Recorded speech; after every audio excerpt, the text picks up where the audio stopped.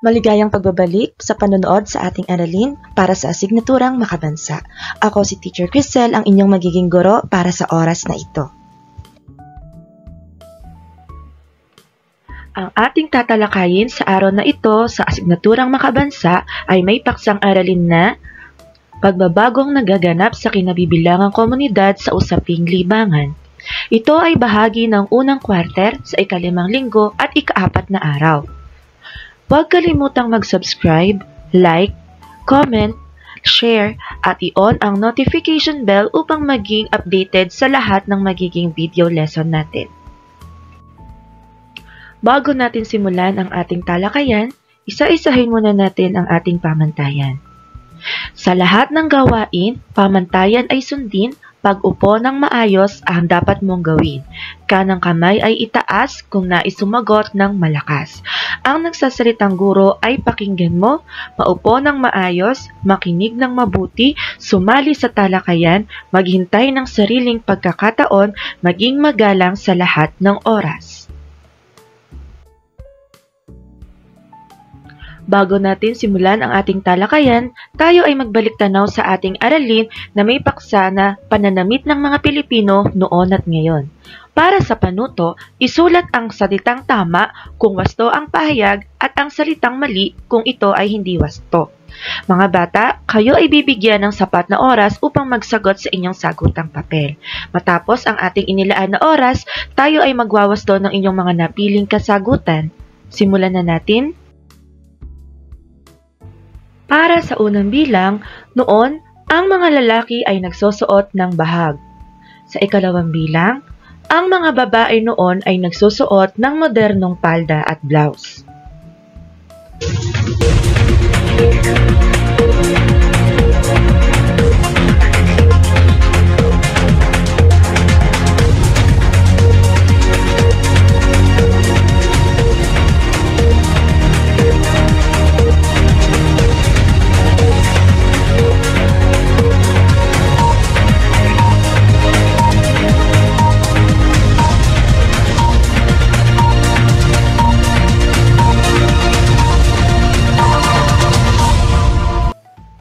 Para sa ikatlong bilang, ngayon, ang mga Pilipino ay nagsusuot ng uniforme sa paaralan at opisina. Sa ika-4 na bilang, barong Tagalog at barot saya ay kasuotang makabago ngayon.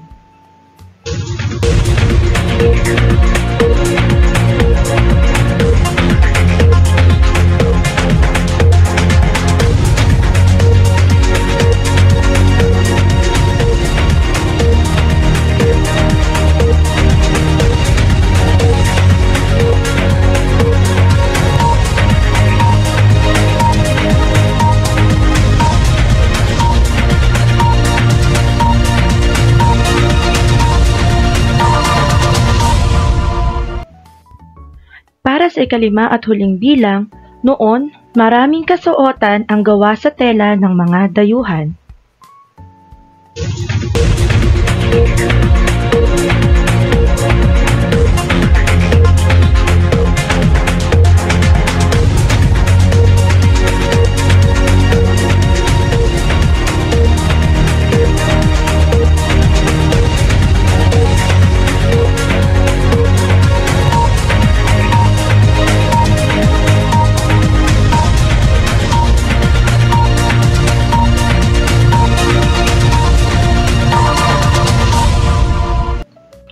Tapos na ang oras ng ating pagsasagot, ngayon naman ay oras na ng ating pagwawasto para sa inyong napiling kasagutan.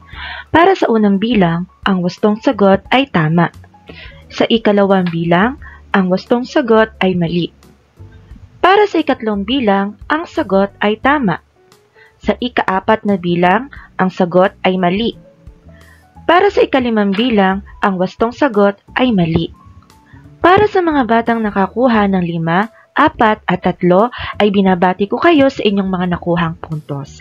Para naman sa mga batang nakakuha ng 2 at 1 puntos ay inaanyayahan ko kayong balikan ang ating aralin upang madagdagan ng inyong kaalaman sa pagsasagot ng ating gawain. Dahil tayo ay nakapagsagot na ng balik-aral, subukin naman nating sagutin ang panimulang pagsusulit. Tandaan mga bata, ang bahaging ito ay sukatan lamang kung kayo ay may kaalaman sa bagong aralin bago pa natin ito talakayin. Para sa mga wastong kasagutan, ito ay madadagdagan ng impormasyon at sa mga hindi wastong kasagutan, ito ay maliliwanagan at maipapaliwanag pa ng maayos sa pagpapatuloy ng ating talakayan. Para sa ating panimulang pagsusulit sa paksang pagbabago sa libangan ng mga Pilipino, narito ang panuto.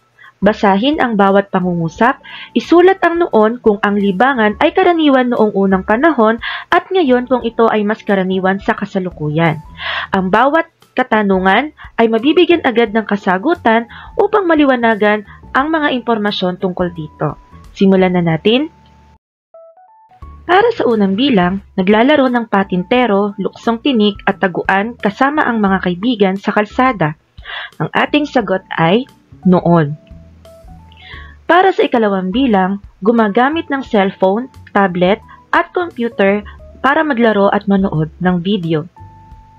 Ang ating sagot, ngayon. Para naman sa ikatlong bilang, nanonood ng telebisyon na may antena at limitadong channel tuwing gabi. Ang ating sagot, noon. Sa ikaapat na bilang, madalas maglaro ng mga online games katulad ng Mobile Legends at Roblox. Ang wastong sagot ay, ngayon. Para sa ikalima at huling bilang, nagkukwentuhan at naglalaro sa loob ng bahay tuwing brownout o wala pang kuryente. Ang ating kasagutan ay noon. Bilang paalala mga bata, tandaan ang iyong mga naging sariling kasagutan.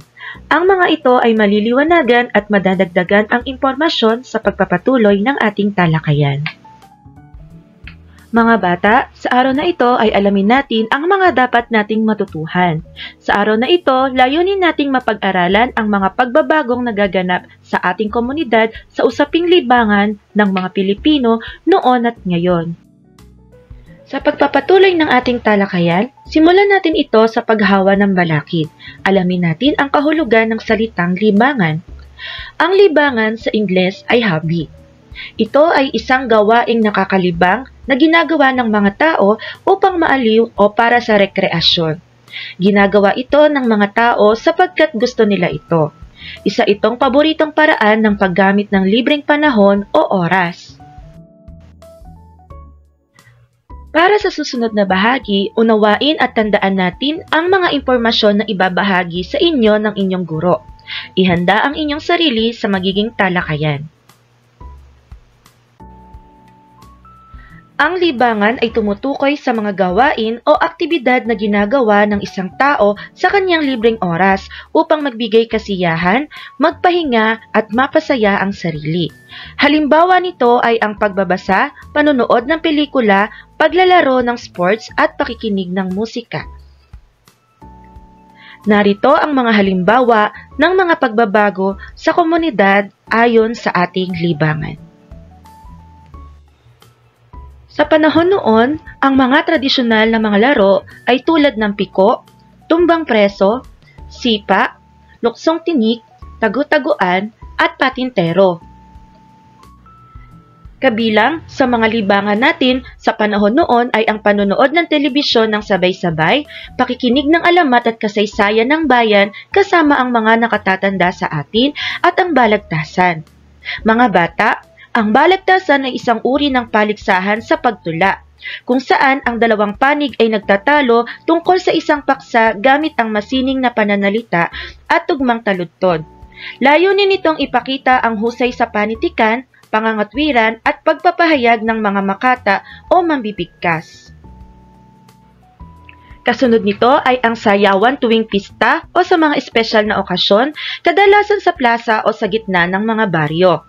Isang laro sa mga handaan kung saan sinisikap ng mga bata na makuha ang nakasabit na premyo.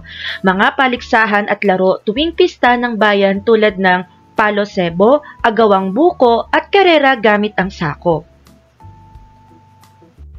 Nakilala natin ang ilan sa mga libangan sa panahon noon. Ngayon naman ay isa-isahin natin ang ilan sa mga halimbawa ng libangan sa modernong panahon na kinagisnan natin ngayon. Ang paglalaro ng video games at online games ay naging sikat na libangan, lalo na sa mga kabataan, gaya ng Mobile Legends, The Guardians, PlayStations at iba pa. Kabilang sa mga sikat na libangan natin sa modernong panahon na kinagisnan natin ngayon ay ang mga serbisyo ng streaming tulad ng Netflix, Spotify at YouTube ay pinalitan ang tradisyonal na panonood ng TV, pakikinig sa radyo at pagbabasa ng dyaryo. Ito ay nagbigay daan sa kakayahang mag-access o gamitin ang isang serbisyo, nilalaman o produkto anumang oras ayon sa kagustuhan ng gumagamit, nang hindi kinakailangang sumunod sa isang takdang oras o schedule ng panonood at pakikinig. Kasunod nito ay ang pagdami ng pasilidad ng gymnasium at fitness centers na nag-aalok ng modernong kagamitan at iba't ibang fitness programs tulad ng yoga at zumba. Kasama na rin sa mga libangan ng mga Pilipino sa modernong panahon ngayon ay ang pagsali o paglahok sa mga Facebook groups, Reddit, TikTok, Twitter at iba pang online forums para pag-usapan ang kanilang mga libangan at interes sa pang-araw-araw na buhay. Nagkaroon din ng epekto sa modernong libangan ang natapos na pandemic days. Dahil sa pandemya, naging sikat ang mga virtual concerts at performances na maaaring mapanood mula sa sariling tahanan. Para sa susunod na bahagi ng ating talakayan, panoorin ang video na may kinalaman sa mga dating libangan ng Pilipino at maghanda sa pagsagot sa mga tanong nito. Bago natin panoorin ang video, narito ang mga pamantayan sa panonood. Una, maupo ng maayos. Ikalawa, manatiling tahimik. Ikatlo, unawain ang mensahe ng pinapanood. Kaapat, isulat sa papel ang mahahalagang detalye. At ikalima, maghanda sa pagsagot ng mga tanong mula sa guro. Simulan na natin ang ating panonood.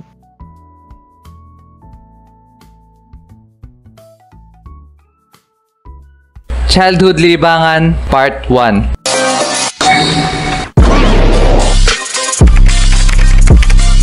Siguro naman lahat tayo may kanya-kanyang libangan. Pero pagdating sa akin, lalo na nung bata pa ako, ay basic na makahanap ng libangan. Alam nyo ba yung mga pang-ipit sa sampayan? Ginawa nyo na rin ba laruan yun? Ako kasi tuwan-tuwa laruin yun dati kasi nagawa ko doon ng robot tsaka aeroplano. Meron na akong Voltis 5. Kaya hindi ko na kailangan dati ng mga Lego na yan. Kasi pang-ipit lang sa akin na sampayan ay all goods na. Hindi siya ganun katibay pero tuwan-tuwa ako pag nilalaro ko yon.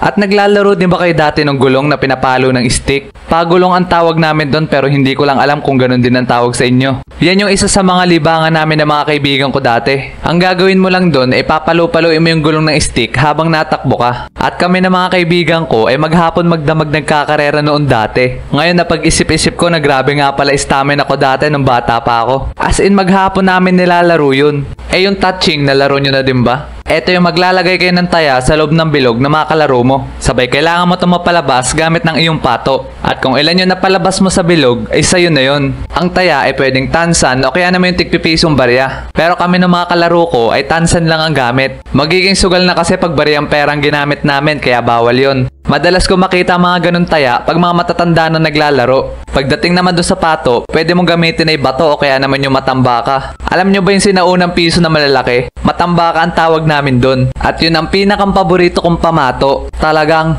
the best. Maganda kasi pamato yung kasi malapad at mabigat. Kaya pag nakasolid ng tama yun sa taya ay madami na ilalabas. Ayos lang din naman pamato yung bato kaso mahirap yung hanapin pag hindi mo nakita kung saan tumalsik. Kami nga dati pag naglalaro ay dinidikdik pa namin yung taya sa lupa para may thrill. Para mas mahirap na yung palabasin sa bilog. At ako na nagsasabi sa inyo, dito ka talaga mahasa maging sharpshooter. Yun, buena mano. Ubos to sa akin. Hehe. No, my friend. Get out.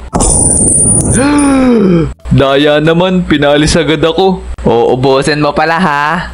Nakapaglaro na din ba kayo ng sipa? Para sa akin, ito talaga ang pinakapaborito kong libangan dati. Sa sobrang hilig namin dito ng mga kaibigan ko, ay eto na yung inaatupag namin maghapon. Talagang magising pa kami na maaga para bandang 7 ng umaga ay nasa school na kami at naglalaro na sipa. Syempre, strategy namin yon para ma-warm up ang aming utak at katawan bago magsimula ang klase. Wag ako Rio, wag ako. At pagkasabi ko maghapon magdamag, as inilalaro namin yung sa recess, sa tanghalian at bago mag-uwian. Kaya pagka uwi ng bahay ay sobrang sakit ang singit tsaka ng hita. At ang lagi namin nung ginagamit pang sipa ay yung tingga. Maganda kasi yun at mabigat, hindi katulad ng washer na magaan at nadadala ng hangin. Naalala ko nga yung mga klase ko dati na ang daming tingga sa bag pang reserba. Kasi minsan nasampit yung sipa namin sa bubong o kaya na may nalagpas sa bakod. Kaya pag nangyari yun, gagawa na lang ulit kami ng panibago. At ito lang ang kailangan namin sa paggagawa ng sipa. Ang gagawin lang ay papasok yung straw sa butas sabay susunugin yung baba. At pag nasunog na yung straw ay didiin namin to sa lapag at ikikiskis. Para kumapit sa tingga yung tunaw na plastic. At pagkatapos nun ay all goods na at balik na ulit sa paglalaro. At dahil sa hindi unlimited ang tingga namin, minsan nauubusan kami ng stock kaya hindi kami makapaglaro. Pero meron kaming pinagbabawal na teknik. Ang teknik na talaga namang pinagbabawal. Ang ginagawa kasi namin ay humihingi kami ng tulong sa tropa naming SSG para ihanap kami ng sipa. Yung pa naman ay bit-bit niya lagi yung kanyang SSG na t-shirt. Kaya ang gagawin lang niya ay isusuot yung kanyang t-shirt sabay pupunta sa lower year at mangungumpis ng sipa. O yan mga chong, maganda tingganyan makapal. Hulog ka ng langit, Repa. Kaya yun ang dahilan kung bakit pinagbabawal na teknik ang tawag ko dun. Kasi masama yun. Kaya mga bata, huwag nyo kami gagayahin ng mga kuya nyo ha. Kasi pawang mga eksperto lang nakakagawa nun. Siguro naman lahat tayo nakapaglaro na sa peryahan. Naglalaro din ba kayo doon ng color game? Paborito kasi namin laruin yun ng mga pinsan ko. Kaya dahil doon, ay nagawa kami ng sarili namin color game gawa sa karton. Pinagtagpi-tagpi lang namin yun, sabi nilagyan na madaming kulay at boom! All goods na. At simula noon, ayun ang amin naging libangan. Pero bago ang lahat, bago ka makapaglaro ng color game, kailangan mo muna ng taya. Kaya ang ginamit na lang namin noon ay tansan at balat ng candy. Alam nyo ba yung biba? O kaya naman yung Frutos na candy? Mga pabalat niya na mga ginagawa namin pantaya dati. Di ko lang alam kung ganyan pa rin pabalat nila ngayon. Pero naaalala ko dati ay naglilibot pa kami sa buong barangay namin makahanap lang nun. Kasi kumbaga sa pera, ito yung 20, ito yung 50, at ito naman yung 100. Tapos yung mga tansan ay tigpipiso lang. Kaya napakahalaga talaga sa amin ng mga plastic ng candy na yan dati. Yun! Tibbs! Hehe! Mas mayaman na ako sa inyo!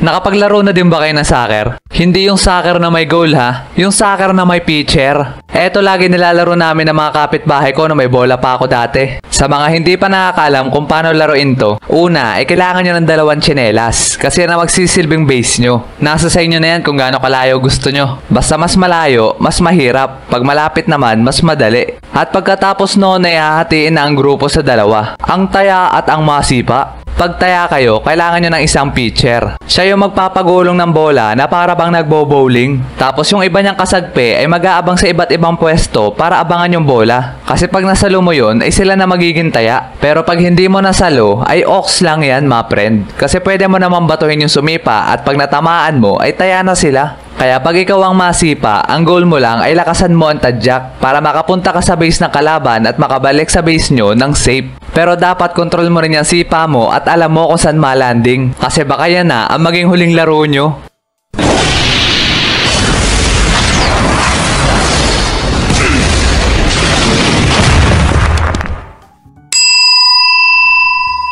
Crazy Rapid Boots. Idol, hindi porkit ghost yun. Gamit mo, hindi na pwede mag-rapid boots. Nakapaglaro na din ba kayo na luto-lutuan? Madalas kasi namin laruin to dati pag may nagsisilab sa lugar namin ng basura. Yung tipong matanaw pa lang namin na may nagsisilab, ay talagang excited na kami. Maghahanap na agad kami niya ng mga kalaro ko na lulutuin. Kasi pag natupok na ang apoy nun, ay kanya-kanya na kami makuha ng baga at dun kami magluluto. Kaya kada may magsisilab sa lugar namin, ay talaga nagiging master chef kami ng mga kalaro ko at nagpapagalingan pa magluto. Pero one day, isang araw, ay so nakakita. One rat, isang daga. Dedo na, hindi na nahinga. Pasintabi muna sa mga kumakain dyan. At para sa mga batang manonood, huwag niyong gagayahin to, okay? Kasi pawang mga eksperto lang nakakagawa nito. Ratatouille! Sinong gumawa nito sa'yo? Nadaganan ka ba netong bato? Huwag kang mag-alala, Ratatouille. Hindi masasayang ang iyong sakripisyo. Dahil sa'yo, makakagawa ako ng masterpiece. At pagkatapos nun, ay bumalik na ako sa mga kalaro ko at nagsimula na rin magluto. Ang naaalala ko nilagay ko doon ay tubig sabay dahon na malunggay. Tapos nung nakulo na, ay doon ko lang nilagay yung aking secret recipe. Sorry talaga, Ratatouille.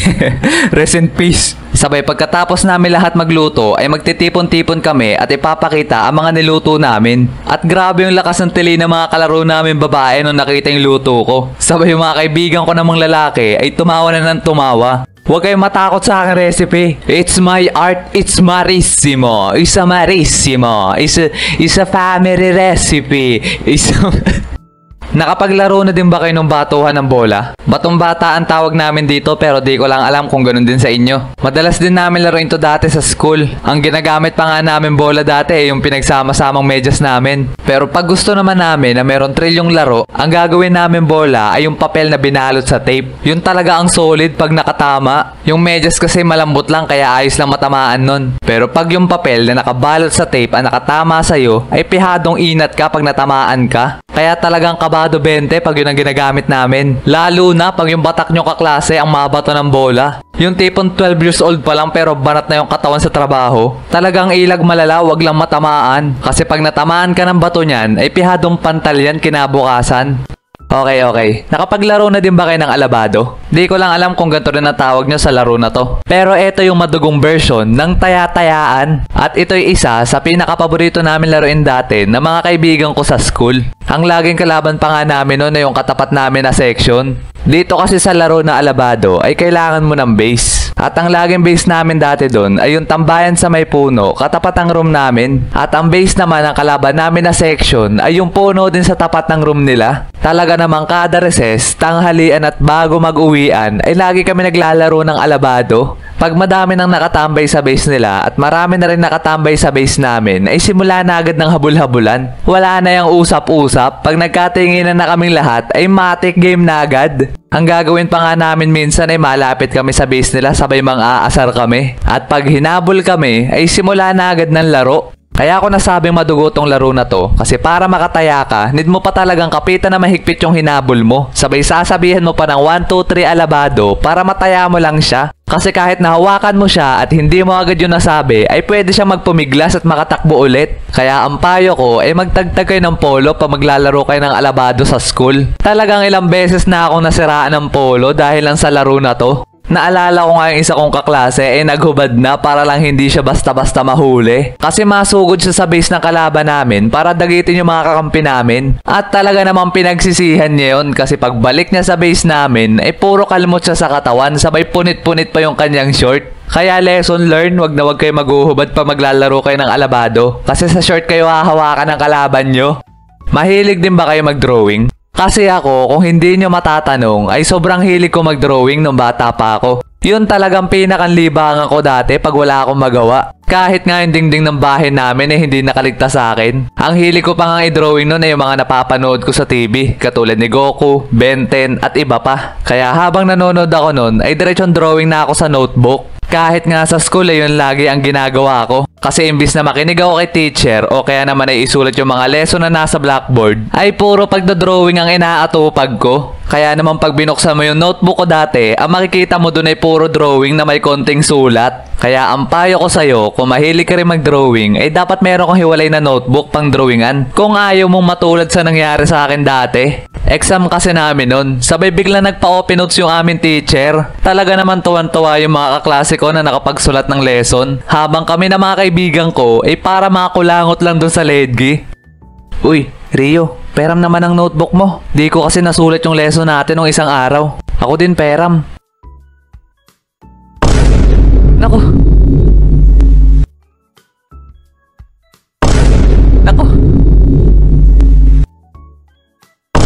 Naku nga, patay.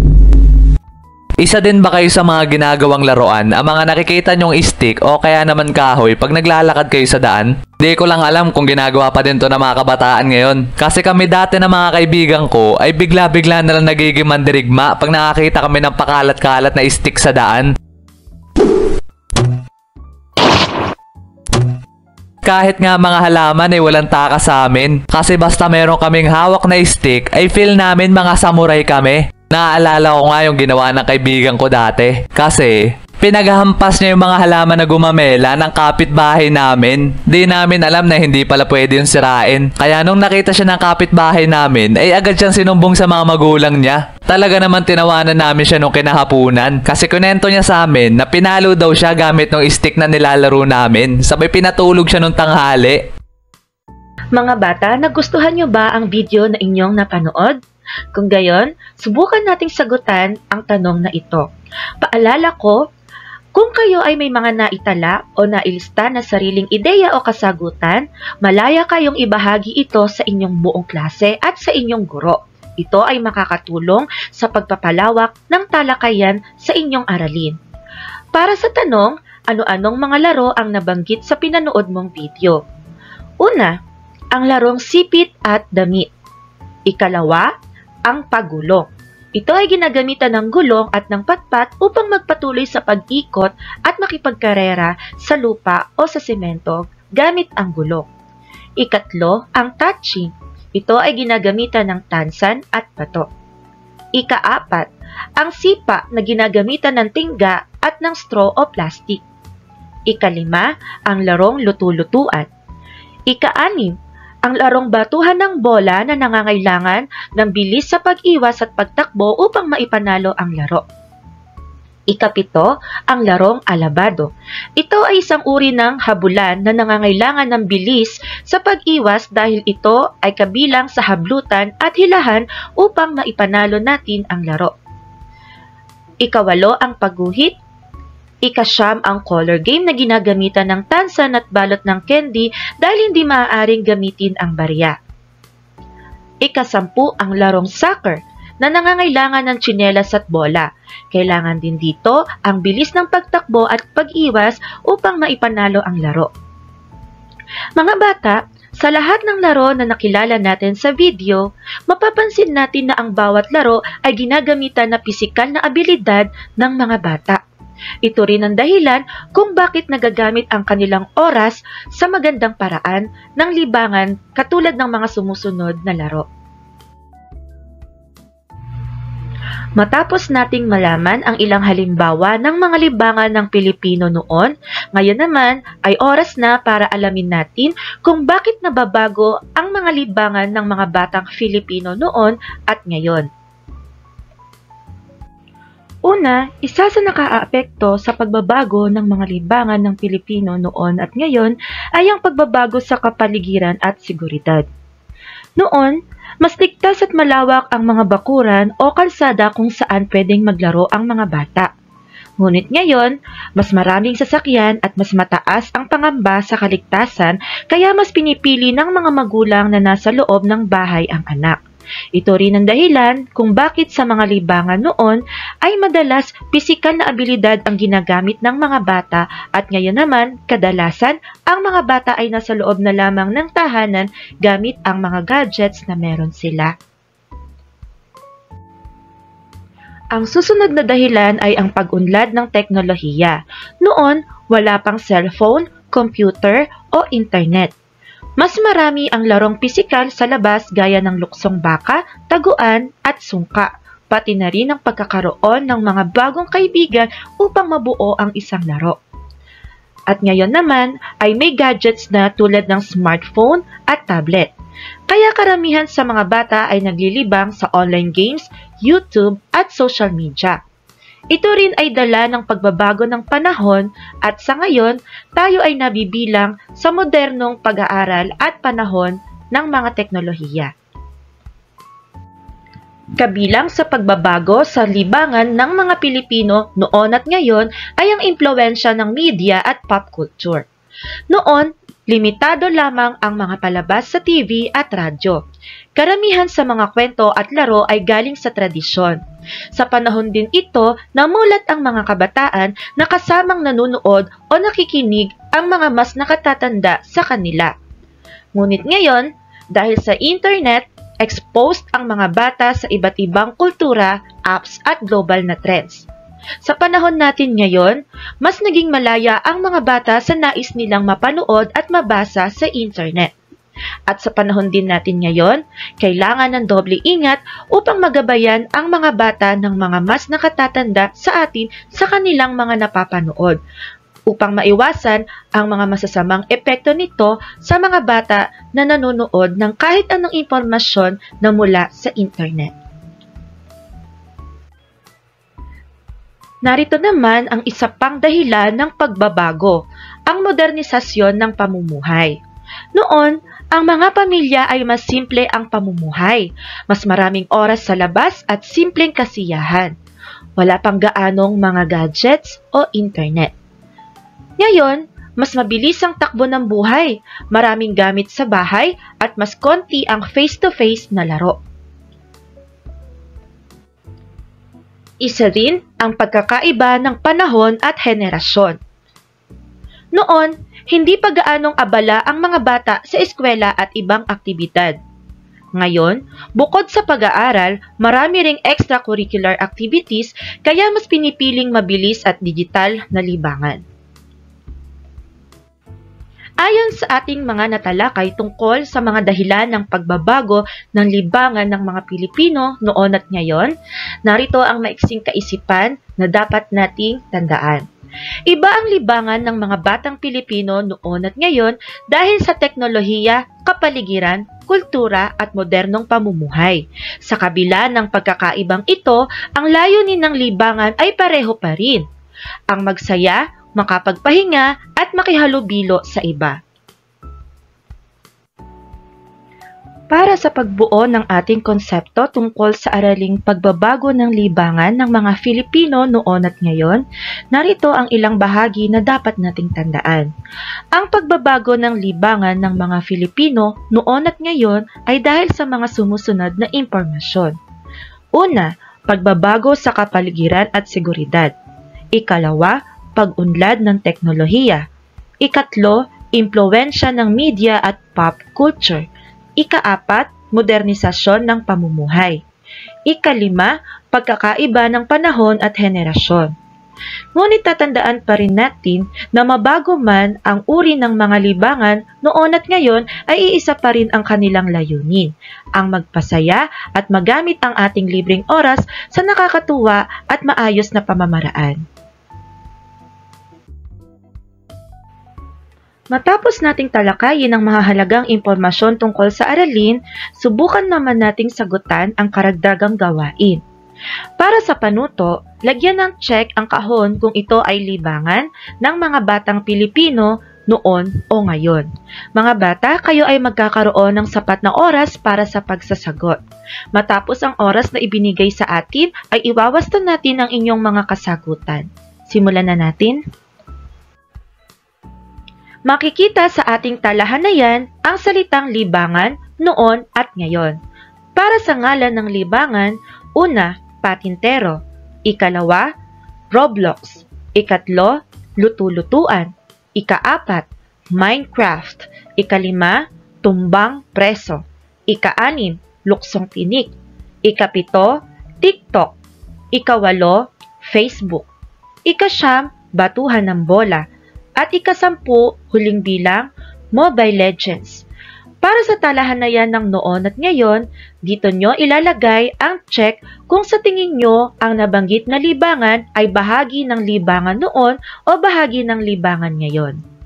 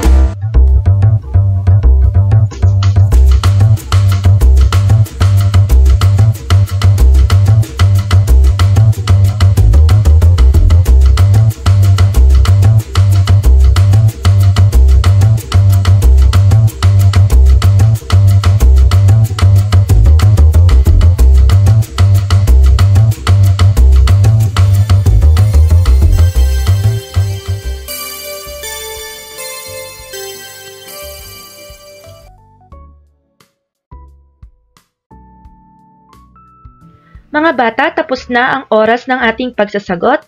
Ngayon naman ay oras na para iwasto ang inyong mga napiling kasagutan. Para sa unang bilang, ang libangang patintero. Ito ay kabilang sa libangan noon. Ikalawa ay ang libangang Roblox. Ito naman ay kabilang sa libangan ngayon. Ang ikatlo naman ay ang luto-lutuan. Ito ay kabilang sa libangan noon. Para sa ikaapat na bilang, ang Minecraft.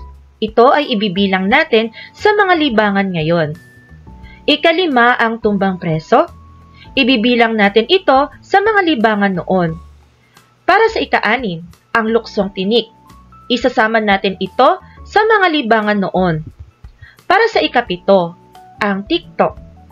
Kasama ito sa mga libangan ngayon. Ikawalo, ang Facebook.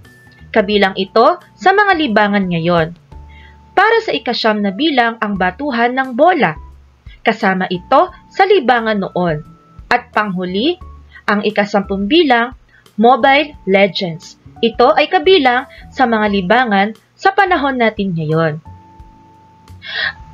Para sa mga batang nakakuha ng matataas na puntos ay binabati ko kayo sa inyong mga nakuha. Para naman sa mga batang nakakuha ng mababang puntos, inaanyayahan ko kayo na balikan natin ang ating aralin upang madagdagan pa ang inyong kaalaman sa pagsasagot ng ating mga gawain. Tapos na ang pagsasagot natin ng isang gawain, ngayon naman subukan nating sagutan ang pagtataya. Para sa gawain, ito ay may pamagat na i-classify mo ako. Para sa panuto, uriin ang mga larawan sa ibaba. Lagyan ng bilang na 1 ang kahon kung ito ay makaluma. At bilang na 2 naman kung ito ay makabagong libangan. Mga bata, kayo ay bibigyan ng sapat na oras para pag-isipan ang inyong mga kasagutan. Matapos ang inilaan na oras, ay iwawasto natin ang inyong mga inilagay na kasagutan sa bawat larawan. Simulan na natin.